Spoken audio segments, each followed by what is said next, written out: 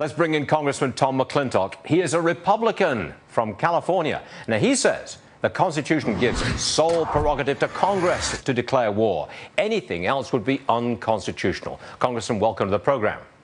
Thank you, Stuart, for having me. Are you demanding a vote in Congress before the president takes any military action? Absolutely, and it's not just my opinion that the Constitution requires the Congress to give the authority to the president. James Madison, the father of the Constitution, said that its most important feature was reserving to the Congress the question of war or peace. Now, in the past, presidents, a variety of presidents, have taken military action without consulting or a vote in Congress.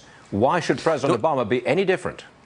The War Powers Act gives the president very limited authority to retaliate against an attack or to repel an attack. Its specific wording is an attack upon American armed forces, territories, or possessions. There has been no such condition met. This is solely the prerogative of the representatives of all the people to make a decision before launching a war. And wars, as you know, have a very nasty tendency of taking all sorts of unforeseen directions once they're begun. The First World War began with an obscure set of events that rapidly escalated. The Middle East is a tinderbox. Throwing a match into that tinderbox and then walking away is utterly irresponsible. There are no good actors in Syria. The Syrian government's allied with Hezbollah. The rebels allied with al-Qaeda. This is one that the United States needs to stay out of. Yeah, that's right. Now, if there were a vote, you would vote no. Do not attack Syria. That's your position. Now, you're a Republican, you're from California, and you say don't do it, correct? Correct. How much support do you think is there for that view within the Republican Party at the moment?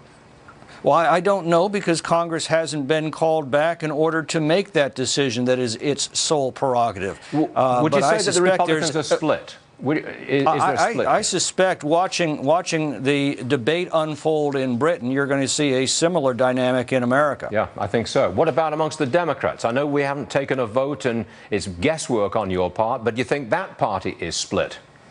Yes, I do. I think that there is broad bipartisan skepticism of starting a war with Syria, given the conditions in the Middle East right now and given the fact that there are no good actors there. I think Dennis Kucinich was right. We attacked the Syrian government. We're acting as al-Qaeda's air force. What do you think of the president's interview on PBS last night, where he talked about a shot across the bows and a short and targeted attack? You wouldn't go for any of that? The problem is, once you have launched an attack against a foreign government, you're at war with that government and its allies, and you have no control over events from that point. Military planners will always tell you that all the military planning in the world is good until the first shot is fired. America has no strategic interest in attacking Syria. It could set off a chain of events that could be absolutely devastating. The first recipients of a retaliatory strike by Syria and its allies may well be Israel, and you can see how rapidly that could escalate. I think it is. The president talked himself into a rhetorical box by talking about red lines. He's now trying to save face, and he's doing so in an utterly irresponsible manner. All right, Representative Tom McClintock, thanks for joining us. I wish we had time to deal with the moral issue of gassing men, women, and children, what we do about that. I'm sorry, Tom, we're out of time, but we really appreciate you coming on the show today. Come back again soon, please, sir. Appreciate it. Thanks for having me, Stuart. Yes, sir.